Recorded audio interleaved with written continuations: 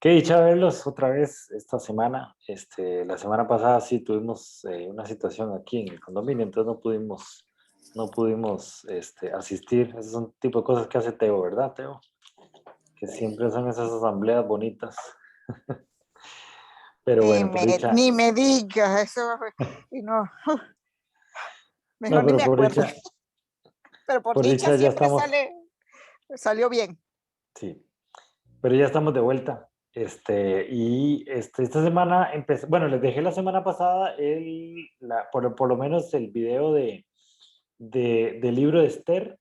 Es un libro chiquitito. Yo no sé si alguien quiere decir algún comentario o algo así de qué les pareció el libro de Esther, porque ahí casi que no pudimos comentarlo.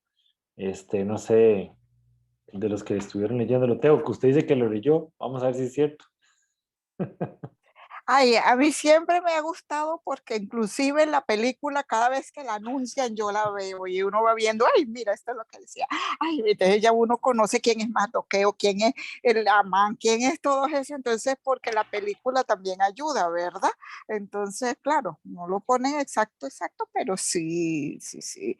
Y que bueno, que la verdad que si uno siempre, yo lo que entiendo de eso, de que por lo menos ella siempre estuvo fe de que Dios la iba a proteger en todo. Y como se dice, y que las decisiones que ella las tomaba en base a lo que ella tenía fe y que sabía que él la estaba apoyando, pues que él estaba ahí, ahí a la parcito de ella.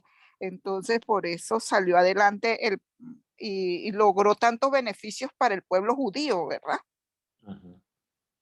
Sí, muy En lindo. medio en medio de esa boca de caimanes que habían ahí. Exacto. La semana pasada, Kenia me pasó una canción lindísima de Marcela Gándara, ¿verdad? Es Kenita. Es basada en el libro de Esther y que sería bonito. Vamos a pasárselas para que la repasen, lindísima sobre eso, y está en la película.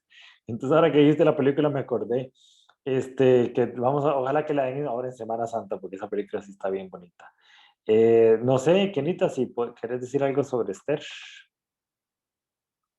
No. ¿Y alguien más que haya leído Esther, Margarita?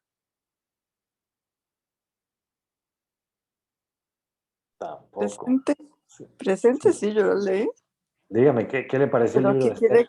quiere qué le No puedo sé, ¿qué decir más le del llamó la libro? atención? ¿Qué fue lo que más le gustó de él? Bueno, lo que yo puse más sobre las citas que no, como Teo dice que siempre ponemos las mismas todos, no es cierto. Yo trato de poner unas que no se repitan.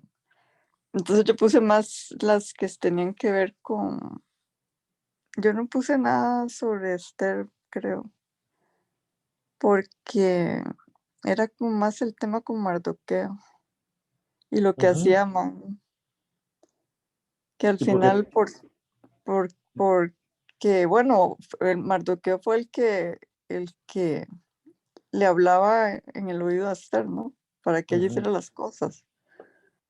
Eso era lo que yo estaba viendo ahí. Sí, Y porque la cita más fuerte del libro de Esther es cuando Mardoqueo le dice, mire, si usted no hace nada, alguien va a hacer algo, pero nosotros estamos seguros de que Dios va a hacer algo. Y si usted no hace nada, y si usted hace algo, Dios va a salvar a usted y a su familia. Y si no hace nada, a este llegó, usted se va a morir. Entonces es bien fuerte esa cita que le dice Mardoqueo a Esther. sí, sí, por eso. Entonces eso era lo que estaba viendo yo, que él era el que hacía, le daba las instrucciones y, bueno, Dios ponía la gracia sobre Esther para que el rey le hiciera caso. Y al final Mardoqueo es el que termina siendo, ¿cómo era? El puesto que le dieron, que tenía Casi que el manguera, ¿verdad? segundo. Sí, casi que el Ese, segundo a nombre de... el segundo, sí. Ujú, ujú. Ese es mi resumen. Ok, está muy bien. Buen resumen ejecutivo, muy bien. A mí me gusta mucho el libro de Esther porque vemos como Dios va moviendo los hilos, así como detrás de escena. No es lo que vemos, por ejemplo, en Josué, que son esas grandes manifestaciones de Dios y que todo el mundo dice, ahí está Dios. Pero en el libro de Esther vemos, por ejemplo, que al día siguiente, Amán iba a matar a todo el mundo, y esa noche tuvo un sueño el rey. Entonces uno dice, ¿por qué tuvo esa noche? Específicamente porque Dios estaba moviendo los hilos y estaba moviéndose. Y tal vez en la actualidad nosotros decimos, es que Dios ya no se manifiesta de esa forma, pero se manifiesta igual que en el libro de Esther, que uno se acuerda de algo, que uno dice, mira, hoy estuve pensando en Adri, voy a llamarla. Y Adri dice, sí, claro, es que estoy pasando. Entonces uno dice, es que no son casualidades, es que Dios está moviendo así como detrás de escena todo lo que él está haciendo, ¿verdad? Entonces es lo que me gusta a mí del libro de Esther y como que ahorita no quiere decir nada, entonces paremos ahí el libro de Esther. Entonces, ok, y empezamos con el Evangelio de Juan. El Evangelio de Juan a mí me gusta mucho y es el Evangelio preferido mío, y ahora vamos a hablar un poquito de esto, pero la idea es llevar el Evangelio de Juan y vamos a terminarlo exactamente en Semana Santa, ¿verdad? Entonces va a ser muy bonito ver todo lo que vamos a leer del Evangelio de Juan y terminarlo en Semana Santa para poder casi como repasar. Y como hay tantas películas de Semana Santa que ustedes saben que me encantan a mí las películas de Semana Santa, entonces aprovechar y también ver ese tipo de películas, que la de Esther, que bueno, La Pasión y todas esas películas bonitas de Semana Santa, y leer lo que dice la Biblia y como dice Teo, contrastar, ¿verdad? No nos quedemos solo con la película, ¿verdad? Porque a veces la película no es bíblica, a veces le ponen algunos elementos que no están ahí en la palabra de Dios. Y cuando uno dice, uy, yo siempre creí que tal cosa, ¿por qué? Porque la película lo decía, ¿verdad? No porque la Biblia lo decía. Y entonces irse a la fuente y ver qué es exactamente bíblico está muy bonito. Entonces hacer esto ahora en el Evangelio, con el Evangelio de Juan, nos va a ayudar a como que terminar muy bien en la Semana Santa. Entonces, me parece muy bonito meter aquí el Evangelio de Juan. Y eso es lo que vamos a hablar esta semana, ¿verdad? ¿Cómo ve Jesús al Padre? Basado en lo que está el Evangelio de Juan, ¿verdad? Las semanas pasadas estuvimos hablando que el Padre habla de Jesús. Jesús habla del Espíritu Santo y el Espíritu Santo habla de Jesús. O sea, nadie habla de sí mismo. Y es lo bonito que podemos ver en la Biblia y cómo las tres personas hablan uno del otro, no echando de flores a ellos, sino hablando sobre quién es el Padre, sobre quién es el Hijo, sobre quién es el Espíritu Santo, y ahí van cada uno hablando del otro. Es una enseñanza muy importante a la hora de nosotros cómo relacionarnos, ¿verdad? Con nuestros hermanos y con nuestros amigos. No hablar de nosotros, sino hablar de el otro y lo que Dios hace por nosotros, no como para vanagloria nuestra, sino para bendición para las demás personas. Entonces, es muy interesante ver cómo Jesús se refiere al Padre, cómo el Espíritu Santo se refiere a Jesús y cómo ninguno habla de sí mismo, ¿verdad? Y entonces, es que aquí ustedes me están estorbando, como dicen todos. Y entonces, y la semana anterior estuvimos hablando de esa pregunta que Dios nos hace a todos, ¿dónde estás? Y con eso nos quedamos la semana antepasada, que es la pregunta que el Padre siempre nos hace, ¿dónde estás? Buscándonos siempre nosotros, buscando esa idea de no importa lo que nosotros hacemos, no importa en qué estamos nosotros, Dios siempre sale a buscarnos y Él está ahí dispuesto a, a saber, a buscar dónde estamos y recibirnos donde quiera que estemos. Aquí en Lucas me gustó mucho esta seguidilla de parábolas que termina con la parábola que realizamos la semana tras anterior, que habla sobre el hijo pródigo. Pero es muy interesante ver cómo Jesús habla sobre tres parábolas antes de llegar a la parábola del hijo pródigo para mostrarnos a el Padre en su entera dimensión. Entonces, Margarita, si quieres, léanos ahí Lucas 15, del 1 al 3.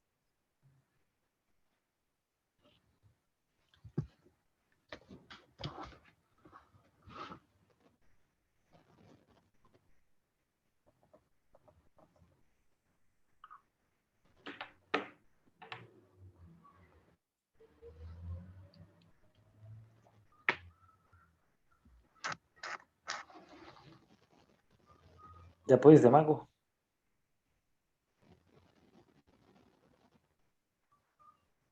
No te oímos. Vemos que quitas el micrófono. Ahí sí estás, pero no se oye.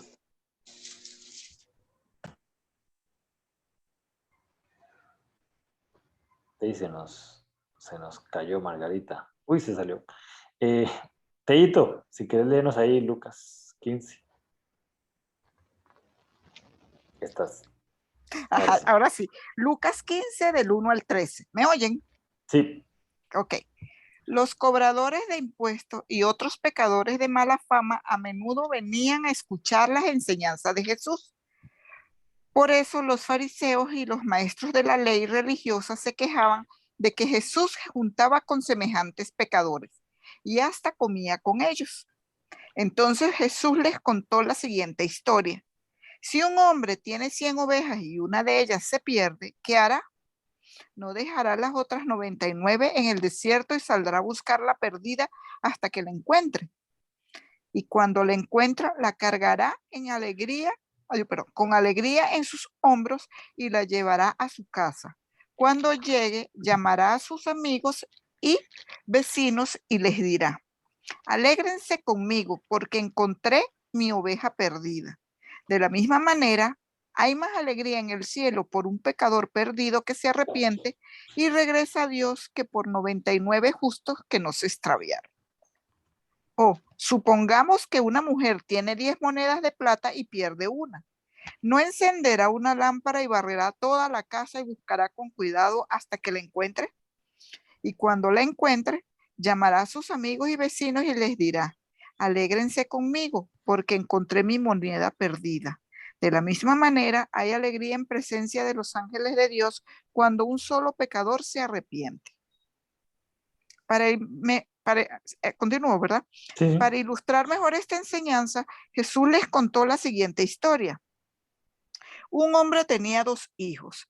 El hijo menor le dijo al padre, quiero la parte de mi herencia ahora, antes de que muera. Entonces el padre accedió a dividir sus bienes entre sus 2 hijos. Pocos días después, el hijo menor empacó sus pertenencias y se mudó a una tierra distante, donde derrochó todo su dinero en una vida desenfrenada. A veces vemos la historia del hijo pródigo y eso lo estuvimos viendo la semana tras anterior, y como que la vemos como una sola cosa, pero Jesús viene hablándonos de esa seguidilla de parábolas y empieza uno a ver la diferencia o entender en contexto cómo nos ve Dios a nosotros y cómo Él en todas las 3 parábolas sale a buscarla. O sea, no se queda diciendo como, ay, mira, se me perdió la moneda. No, no. Llega y enciende la lámpara, barre toda la casa, o sea, se sube las mangas y se pone a trabajar para buscarnos. Y después en la otra parábola hace una gran fiesta porque se le perdió una oveja, aunque 99 estaban ahí, ¿verdad? Entonces uno dice, bueno, es una oveja, pero bueno, una oveja era un costo altísimo. Y la gente empieza a relacionar todos ese tipo de cosas porque efectivamente, si a un pastor se le pierde una oveja, sale a buscarla. Entonces empieza Jesús a mostrarnos, por medio de esta seguidilla de parábolas, a mostrarnos el corazón del Padre y a decirnos, ok, mi Padre es esto. Mi Padre va a salir a buscarlos a ustedes. Mi Padre va a salir al encuentro de ustedes. Mi Padre sabe lo valioso que son ustedes. Tanto una oveja, aunque tenga 99, sigue siendo valiosa. Y una moneda, aunque es pequeñita, insignificante, bueno, se pone a trabajar, enciende la lámpara, barre la casa. Y después empieza con la ilustración del hijo pródigo, que es una de las parábolas más ricas en imágenes y en conceptos para mostrarnos ese corazón del Padre. Pero si sacamos al hijo pródigo y no leemos esas otras 3 parábolas, estamos perdiéndonos mucho de la riqueza de lo que Jesús estaba hablando sobre el corazón del Padre. Un corazón misericordioso, un corazón que busca, que trabaja para buscarnos a nosotros.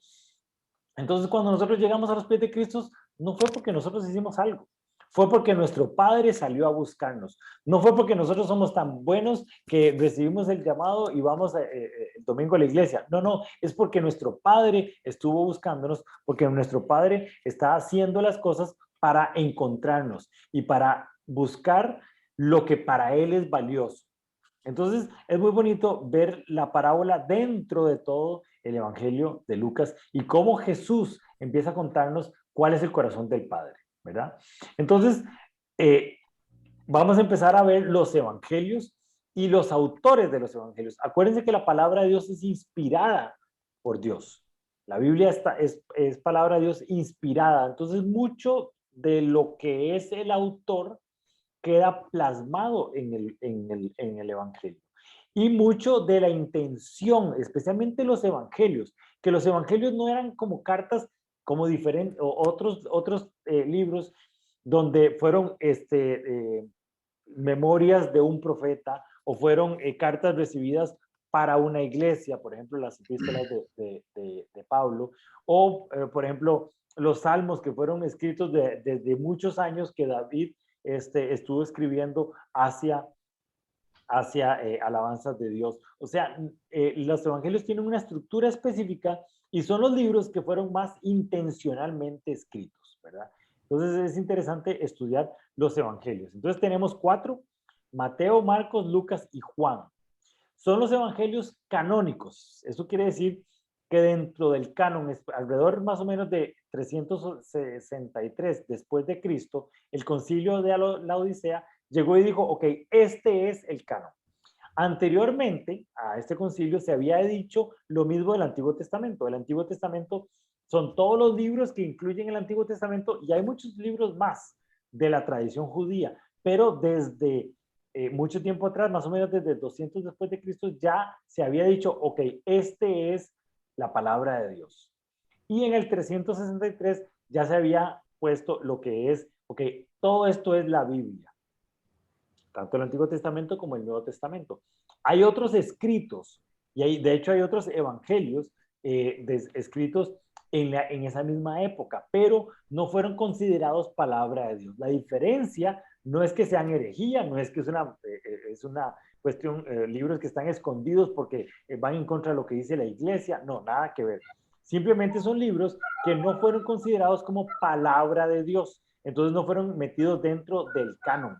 Entonces ahora, entremos en Semana Santa, vamos a ver Nat Geo, un montón de el Evangelio perdido, el Evangelio de Judas, que yo no sé, me parece, no sé si vieron ese documental en Nat Geo sobre el Evangelio de Judas.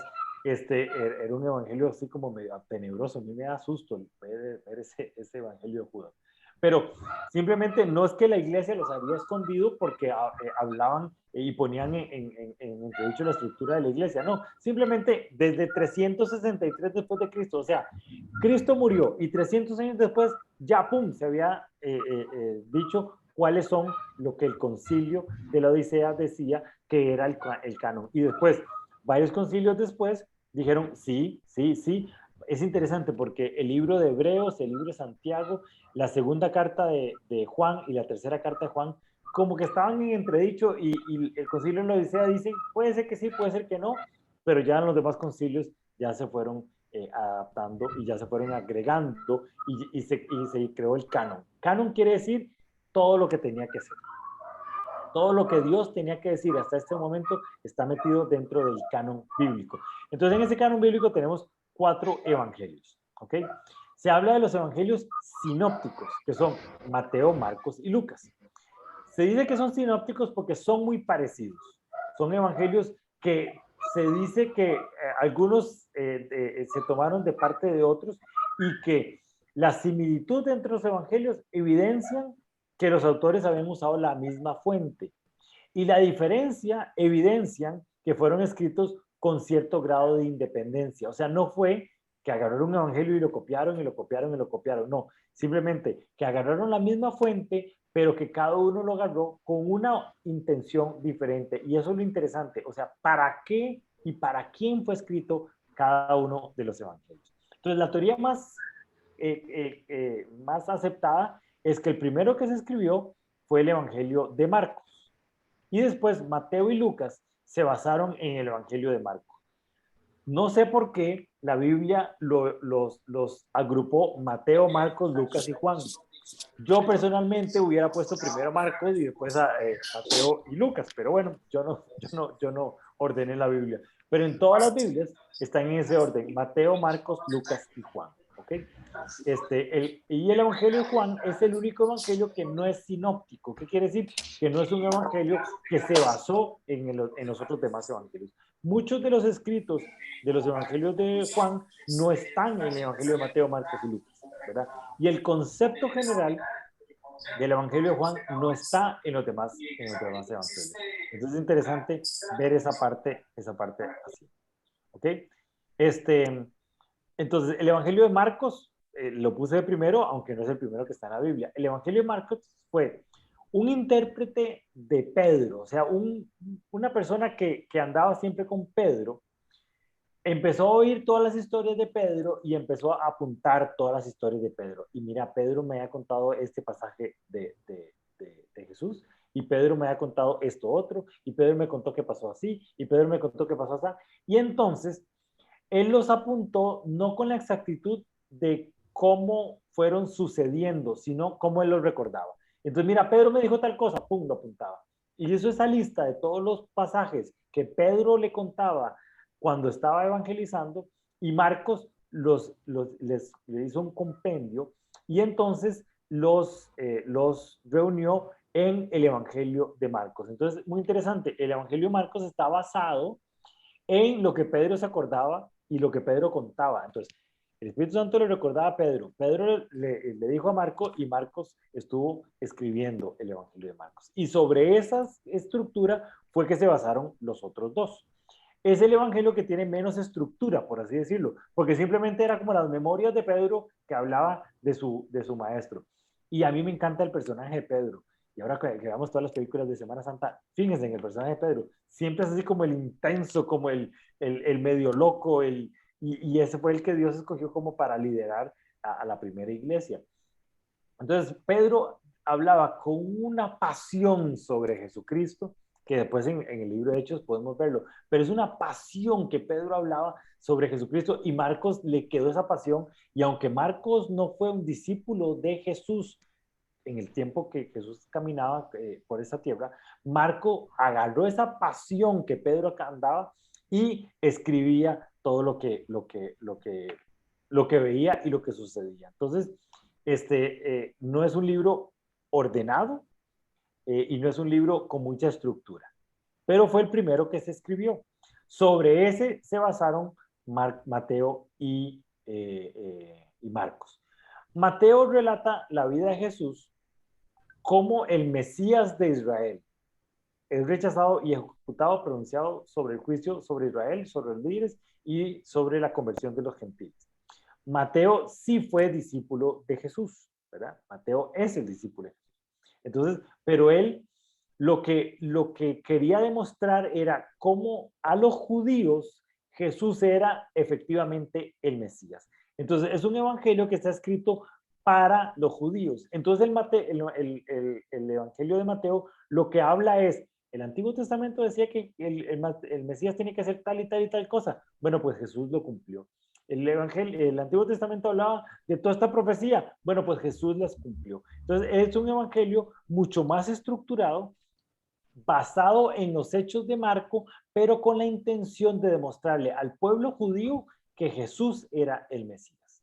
Y cómo Jesús empieza con su figura no tanto política, sino espiritual, y empieza a relacionarse con su pueblo, empieza a hacer cosas que la gente no entendía, pero Marco le da como un concepto, marco teórico, pero Mateo le da un marco teórico sobre lo que Jesús tenía que hacer. Entonces es un evangelio mucho más estructurado, tal vez por eso lo pusieron de primero, y mucho más con esa intención de que el pueblo judío lo entendiera. Entonces, para entender a profundidad el evangelio de Mateo, uno tiene que irse al Antiguo Testamento. Entonces, estudiar un poquito el Antiguo Testamento para entender por qué es que Mateo escribe como escribe. Entonces, si usted quiere empezar a leer y entender a Jesús, no empiece por el Evangelio de Mateo, empiece por el Antiguo Testamento y después vuelve al Evangelio de Mateo. Y ahí vamos a hablar un poquito sobre eso. Y después Lucas relata la vida de Jesús de Nazaret, pero centrándose en su nacimiento, el ministerio público y la muerte. Es interesante porque es un evangelio que fue solicitado. O sea, el evangelio de Lucas es un encargo que le hicieron a Lucas. Lucas es un estudioso, es un doctor, es un médico. Y entonces le dijeron, mira, anda ahí la enseñanza de Jesús, necesito que usted me haga un resumen ejecutivo, casi como el que Margarita nos acaba de hacer de Esther. Y entonces aquí lo podemos ver en Lucas 1:14. Margarita, ahora sí puede leernos. Margarita. Espero que no se me vaya el internet. Sí. Ahora sí, ahora sí. Uh-huh. Lucas 1:1-4. Muchas personas han intentado escribir un relato de los hechos que se han cumplido entre nosotros. Se valieron de los informes que circulan entre nosotros dados por testigos oculares, los primeros discípulos. Después de investigar todo con esmero desde el principio, yo también decidí escribir un relato fiel para ti, muy honorable Teófilo, para que puedas estar seguro de la veracidad de todo lo que te han enseñado. Entonces Teófilo dijo, no, aquí hay muchos escritos, muchas cosas, yo necesito que haga un estudio científico. Entonces Lucas, como es médico, entonces él dijo, ok, voy a agarrar todo lo que dicen, voy a agarrar toda la evidencia y voy a hacer un evangelio. Entonces es un evangelio súper estructurado, muy bien redactado para Teófilo. Entonces ahí inclusive en su resumen ejecutivo empieza diciendo el por qué va a escribir lo que hace, o sea, totalmente estructurado. Entonces es muy interesante ver esa diferencia y cómo los relatos empiezan a ser súper científicos. Lucas era médico, entonces, por ejemplo, como describe toda la crucifixión y todo lo que pasó en el cuerpo de Jesús, es muy interesante leerlo en el Evangelio de Lucas. ¿Por qué? Porque como doctor empieza a sacar algunos detalles importantísimos, ¿verdad? Y como ahí mismo lo dice, él se valió de otros relatos que estaban ahí para encontrar la veracidad. Lucas tampoco fue discípulo de Jesús, ¿verdad? Él le contaron el cuento y después escribió, ¿verdad? Se dice que Lucas también escribió Hechos de los Apóstoles, entonces, después de escribir el Evangelio, también escribió Hechos y entonces, también son libros muy estructurados, como muy estudiados y como muy bien redactados, ¿verdad? Entonces, para resumen, tenemos el Evangelio de Mateo, el propósito es demostrar a los judíos que Jesús era efectivamente el Mesías. El Evangelio de Marcos está escrito con exactitud, todo lo que recordaba, pero en un orden de lo que hizo el Señor, sino simplemente de cómo se recordaba. Y el Evangelio de Lucas, el propósito es escribir una historia de vida, muerte y resurrección de quién era Jesús, para que la fe judía pudiera entender el mensaje de salvación. Y después llegamos al Evangelio de Juan. Como les dije, es mi evangelio favorito. Es interesante porque es totalmente diferente a los otros tres evangelios. De hecho, por eso es que no se llaman evangelios sinópticos, el Mateo, Marcos y Lucas, y no el de Juan. El de Juan no es el único evangelio que no es sinóptico, ¿verdad? Entonces, propiamente, ¿cuál es el evangelio de Juan y qué es lo que él dice? Y aquí está específicamente para qué está escrito el evangelio de Juan. Don Álvaro, si quiere pueden leernos Juan 20:31. Está bien. Juan 20:31. Pero estas se han escrito para que creáis que Jesús es el Cristo, el Hijo de Dios, y para que creyendo tengáis vida en su nombre. Ese es el propósito del evangelio de Juan. La idea del evangelio de Juan es mostrar que Jesús es el Cristo. Entonces, pero no está dirigido a los judíos como el evangelio de Mateo.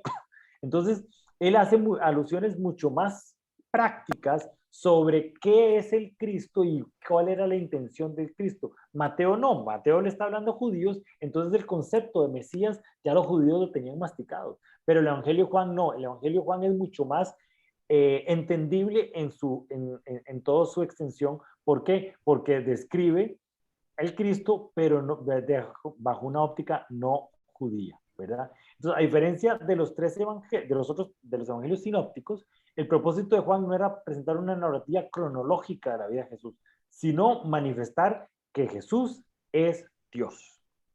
Entonces no es como primero pasó esto, después pasó esto, después pasó esto, que el de Lucas es impresionante. Por ejemplo, toda la historia del nacimiento perdón, de la concepción de María y del nacimiento de Jesús está al puro inicio. Y de hecho es el único evangelio que habla sobre eso. ¿Por qué? Porque la idea era mostrar cuál era la cronología de los hechos de Jesús.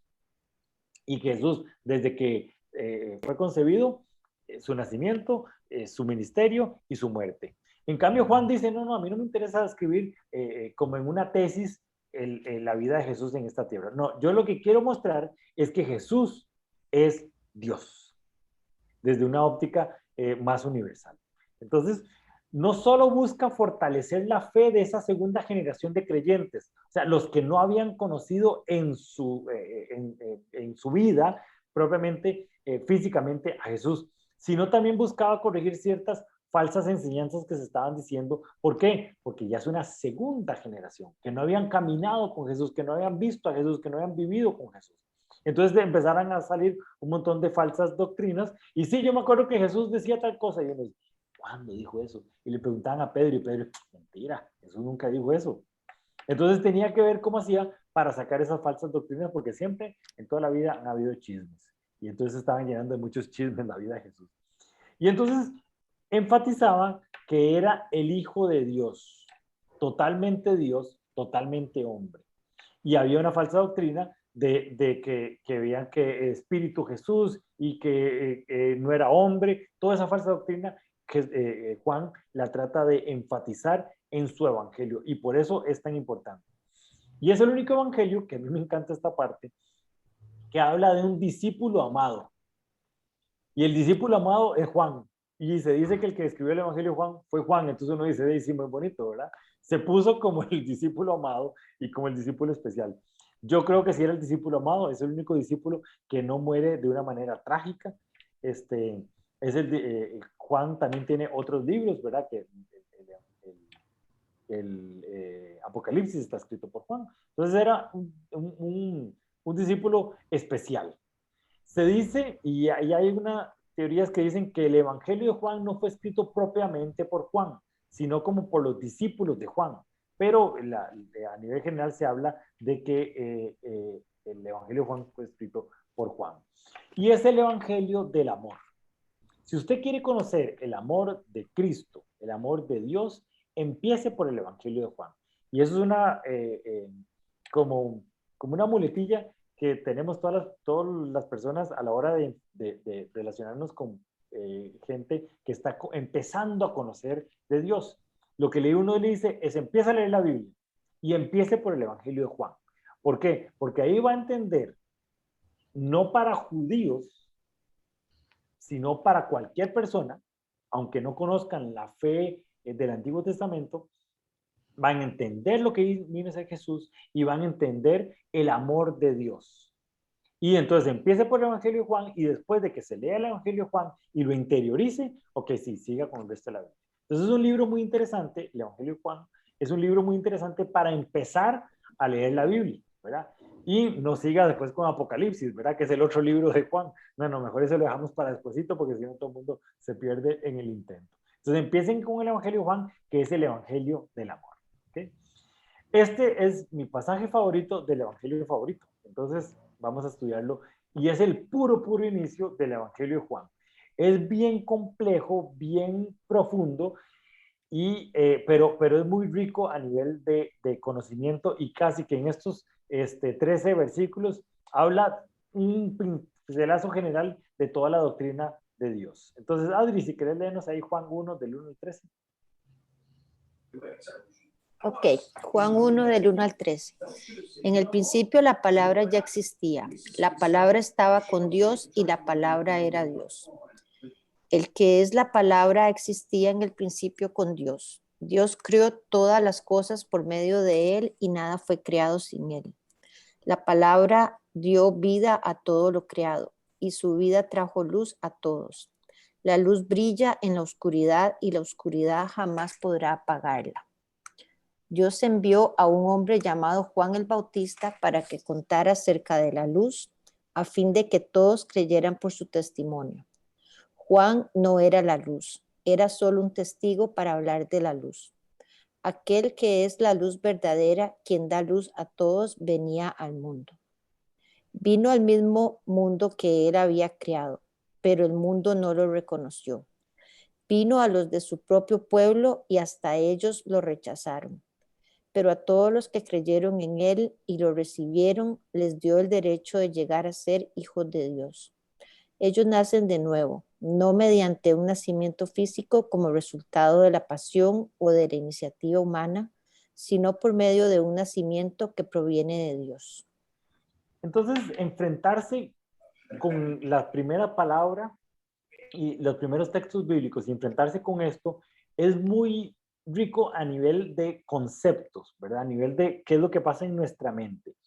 Y empieza con una declaración bastante filosófica, pero muy apropiada para los eruditos de la época. Llegar donde un griego, por ejemplo, y decirle, en el principio la palabra ya existía, la palabra estaba con Dios y la palabra era Dios. Cuando hablan de eso, se habla de logos. Eso era lo que dice la traducción. En el principio, logos ya existía, logos estaba con Dios, logos era Dios. Entonces, ese es el conocimiento. Entonces, se vuelve un evangelio muy universal porque está escrito para gente que no conocía mucho y para grandes eruditos que tenían el concepto de logos. Entonces, por eso es tan interesante empezar con el evangelio de Juan. Y lo que dice es, ok, el conocimiento, la sabiduría, todo existía desde antes. Eso, conocimiento, sabiduría, eso le vamos a llamar Dios. Y estaba con Dios y era Dios. Entonces empiezan a definir desde lo macro hasta lo micro, empezando por qué es Dios y qué es lo que hace Dios en el mundo, ¿verdad? Después dice, la palabra existía en el principio con Dios, Dios creó todas las cosas por medio de él. Entonces empieza a hablar sobre la creación, sobre lo que nosotros vemos materialmente. Entonces, todo ese concepto de conocimiento y sabiduría se vuelve en un conocimiento, sabiduría no desordenado, sino ordenado, que crea lo que nosotros estamos viendo. Entonces ya Dios y el mundo empieza a relacionar esos dos conceptos desde el puro inicio. Y después vino al mundo que él ya había creado, pero el mundo no lo reconoció. Y ahí salimos con, creo que es el pasaje más importante y tiene que estar en todos los bumper stickers de los carros y en el espejo, Juan 3:16. Yo sé que Ángela se lo sabe, léalo, recítelo de memoria, Ángela.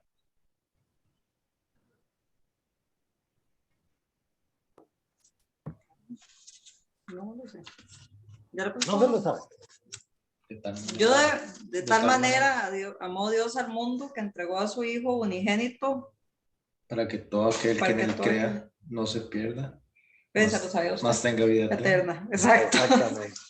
Y no se los puse ahí en el pasaje, bueno, lo leímos hace unos días, porque es un pasaje que engloba toda la misión de Dios y está ahí en el Evangelio de Juan. Entonces, muy, muy bonito para empezar a aprenderse versículos. Entonces, ahí habla sobre que Jesús vino al mundo. Y entonces empieza uno a hablar sobre un montón de conceptos de qué es el mundo, cuál es, y cuál es el plan de Dios en el mundo. Que Jesús, primero que nada, no vino a los judíos, no vino a su pueblo, no vino a sacar a un pueblo escogido por Dios. Por eso es que es tan general ese evangelio. No está diciendo que Jesús vino para los judíos. Está diciendo, Jesús vino al mundo porque quería restaurar no solo a la gente, no solo al pueblo de Israel, no solo a la humanidad, sino también a la creación, al cielo, a la tierra, a los pececitos, a los animalitos. Todo eso es lo que vino Jesús a restaurar, el mundo. Entonces vemos que es un concepto bastante amplio donde todos podemos relacionarnos y todos podemos ver lo que está pasando. Y después habla sobre otro tema, ya mucho más aterrizado sobre la doctrina cristiana. Bueno, en este momento no hay doctrina cristiana, pero lo que cristianamente se estaba haciendo la primera iglesia, que él dice, ellos nacen de nuevo, no mediante un nacimiento físico como resultado de la pasión o la iniciativa humana, sino por medio de un nacimiento que proviene de Dios. Y empieza a darle ya estructura a los ritos que empezamos a hacer nosotros como cristianos.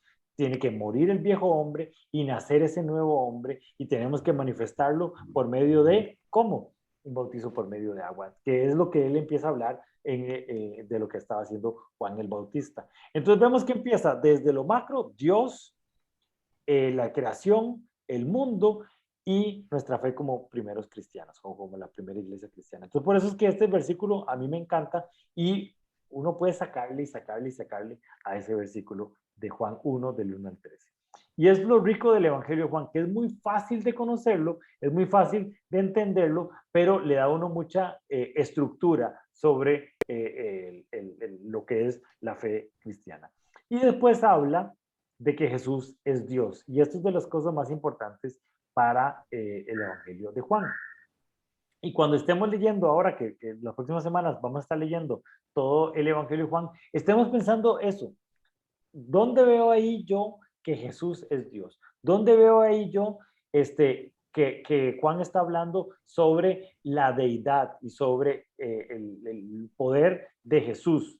¿Y cómo está haciendo que Jesús sea Dios? Y lo hace por medio de 7 declaraciones importantes que vamos a leer, que son los 7 yo sois, que son las declaraciones que Jesús hace sobre yo soy. Y uno dice, bueno, pues si empecé diciendo que Jesús hablaba del Padre y que del Espíritu Santo, y que el Espíritu Santo hablaba de Jesús, ¿por qué hago alusión a un yo soy? Que Jesús está diciendo yo soy, ¿verdad? Que suena un poco egocéntrico, yo soy. Pero tenemos que entender ese concepto de yo soy. Y aquí les tengo Éxodo 3, del 14 al 15. Aníbal, yo no sé si estás por ahí para leernos Éxodo 3. Hola, sí. Okay. Éxodo del 11 al 15, ¿correcto? Uh-huh. Pero Moisés protestó. ¿Quién soy yo para presentarme ante el faraón? ¿Quién soy yo para sacar de Egipto al pueblo de Israel? Dios contestó, yo estaré contigo, y esta es la señal para ti que yo soy quien te envía. Cuando hayas sacado de Egipto al pueblo, adorarán a Dios en este mismo monte. Pero Moisés volvió a protestar. Si voy a los israelitas y les digo, el Dios de sus antepasados me ha enviado a ustedes, ellos me preguntarán, ¿y cuál es el nombre de ese Dios? Entonces, ¿qué les responderé? Dios le contestó a Moisés, yo soy el que soy. Dile esto al pueblo de Israel. Yo soy, me ha enviado a ustedes. Dios también le dijo a Moisés, así dirás al pueblo de Israel, Yahvé, el Dios de sus antepasados, el Dios de Abraham, el Dios de Isaac y el Dios de Jacob me ha enviado a ustedes. Este es mi nombre eterno, el nombre que deben recordar para todas las generaciones. Muy bonito porque Moisés dice, ¿quién soy yo para presentarme al faraón? ¿Quién soy yo para sacar al pueblo de Egipto? Y Dios le dice, no sea tan bruto, no es usted, soy yo. Yo soy el que me voy a presentar al faraón, yo soy el que va a sacar al pueblo de Egipto. Es más, llámeme yo soy el que soy. Y ese es el nombre de nuestro Dios. Muchas veces, y eso se les he contado en varios lugares, en varias veces, decimos que nuestro Dios se llama Jehová, o que nuestro Dios se llama Yahvé, que es lo que está escrito aquí. No, cada vez que la Biblia dice Yahvé, lo que está diciendo es yo soy el que soy. Nuestro Dios, el Dios del Antiguo Testamento, el Dios de la Biblia se llama yo soy el que soy.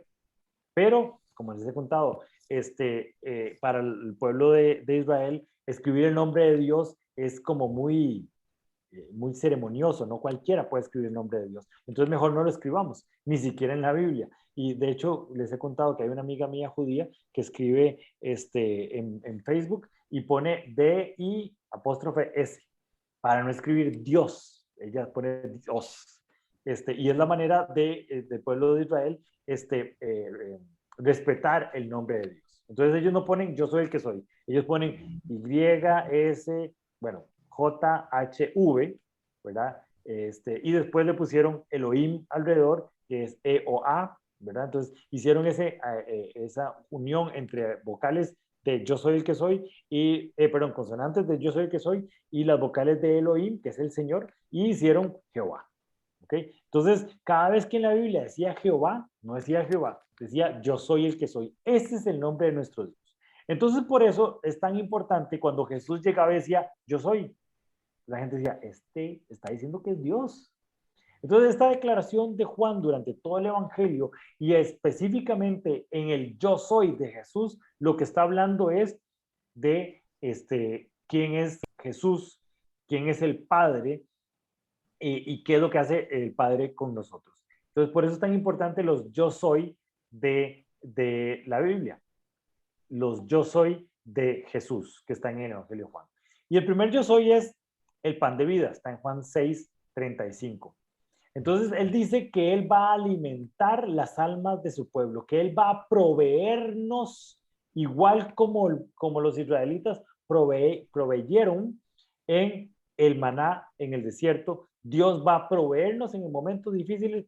Él es Jesús, él es el pan de vida. Entonces, uno cuando oye yo soy el pan de vida, fácilmente uno se relaciona, si no es del pueblo de Israel, se relaciona muy fácilmente. ¿Por qué? Porque él es el que va a proveerme a mí. Pero cuando uno indaga un poco más en cómo Dios ha proveído, entonces empieza a ver la imagen del maná, entonces dice Jesús era ese maná, que fue el que Dios mandó a la tierra en el desierto. Entonces, tanto para el pueblo de Israel como para los gentiles, el concepto de yo soy el pan de vida, ¡pum!, hace clic en nuestra cabeza y es muy fácil nosotros relacionarnos con un Dios que es nuestro proveedor, un Dios que es el pan de vida. Entonces, por eso es tan rico el Evangelio de Juan, porque anda en esas dos vertientes. Tanto para los judíos como para los gentiles es muy fácil entender yo soy el pan de vida.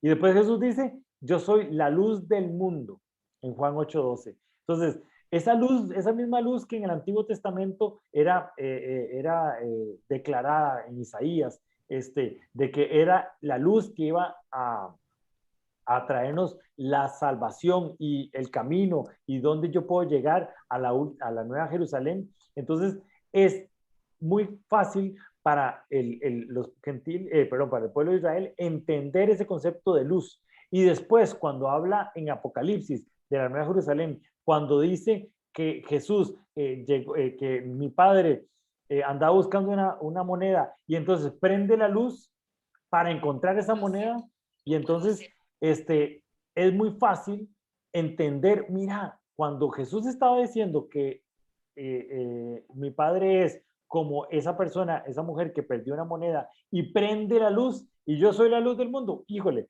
entonces mi padre mandó a su hijo para que prendiera la luz y entonces encontré la moneda. Entonces yo llego al Padre por medio de que él mandó a su hijo para emprender esa luz. Entonces es muy interesante cómo empieza a relacionarse todo el Evangelio de Juan. Y después hay dos declaraciones importantes que se refieren a Jesús como ese guía del pueblo de Israel. Entonces, yo soy el buen pastor y yo soy la puerta de las ovejas. Entonces, en estas dos declaraciones son totalmente relacionadas a lo que decían de Dios del Antiguo Testamento. El buen pastor, que aunque es un concepto muy, muy propio y que inclusive nosotros podemos relacionarnos con qué es un buen pastor, pero también está toda esa relación de lo que hacía David y de lo que hacía todo la parte del Antiguo Testamento que hablaban sobre las ovejas y toda esta parte más de los trabajos que se hacían en el día a día. Entonces es muy interesante como Jesús dice, yo soy el buen pastor, yo soy la puerta de las ovejas. Entonces es toda esa aclaración del pueblo de Israel, pero también es todo de lo que nosotros podemos relacionarnos. Y aunque los judíos creían en la resurrección y habían varios elementos sobre la resurrección, la declaración en Lázaro que dice, yo soy la resurrección y la vida, fue un asunto políticamente incorrecto. Jesús no tenía derecho a decir, yo soy la resurrección de la vida, en el imaginario de la cultura judía, porque estaba diciendo yo soy, está diciendo Dios. Yo soy Dios. Pero no solo eso, yo voy a traer una nueva doctrina que es la resurrección de los muertos y la vida eterna. Entonces, es un concepto totalmente nuevo en la doctrina judía, pero Jesús lo pone muy fácilmente, y no solo lo pone fácilmente, sino lo pone prácticamente cuando está frente a la tumba de Lázaro y dice, yo soy la resurrección y la vida, que es muy interesante en el Evangelio de Juan. El Evangelio de Juan solo habla sobre 7, yo no sé, yo creo que ese 7 es importante para Juan, sobre 7 milagros que hace Jesús. Y esos 7 milagros no eran milagros cualquiera, eran milagros que evidenciaban que Jesús era Dios. Entonces, por ejemplo, es muy claro en el Evangelio de Juan, cuando habla sobre el milagro de Lázaro, no para hablar sobre el milagro como para hacer un compendio de todos los milagros que hizo Jesús, no. Ese milagro es importante porque en ese milagro Jesús dijo, yo soy la resurrección y la vida. Entonces se vuelve importante describir ese milagro en el Evangelio de Juan. ¿Okay? Y hablar sobre que es el camino, la verdad y la vida, que lo hace en Juan 14:6, lo relaciona indiscutiblemente con el Antiguo Testamento, pero lo relaciona también sobre cuál es la doctrina de Jesús y qué es lo que Jesús estaba hablándonos en ese momento.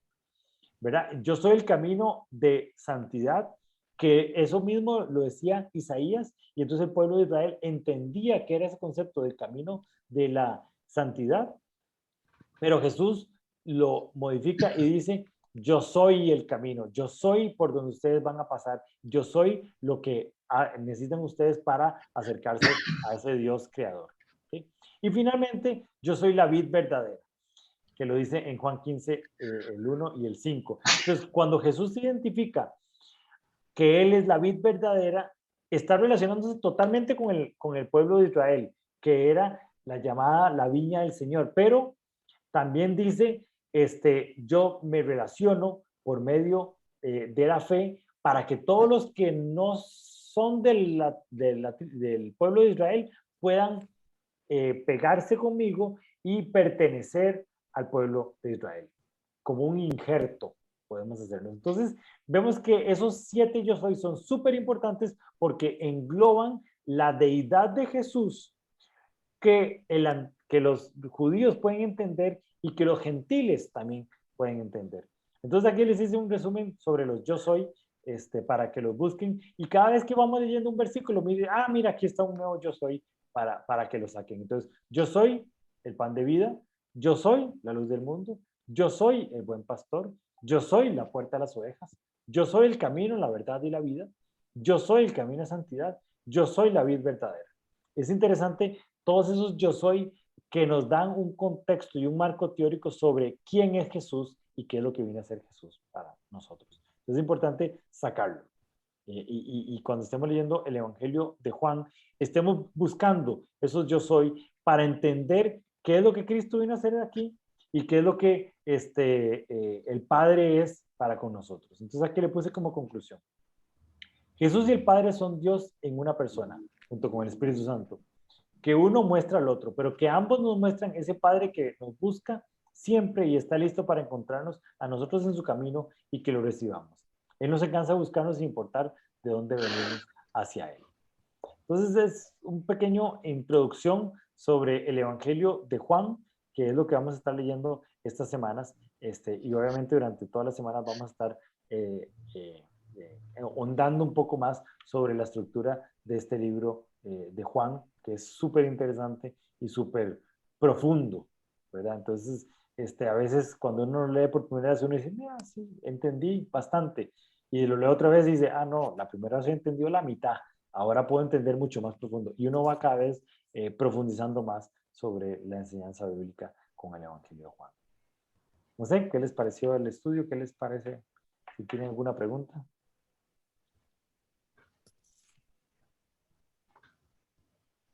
Todo bien, entonces. Ok, perfecto.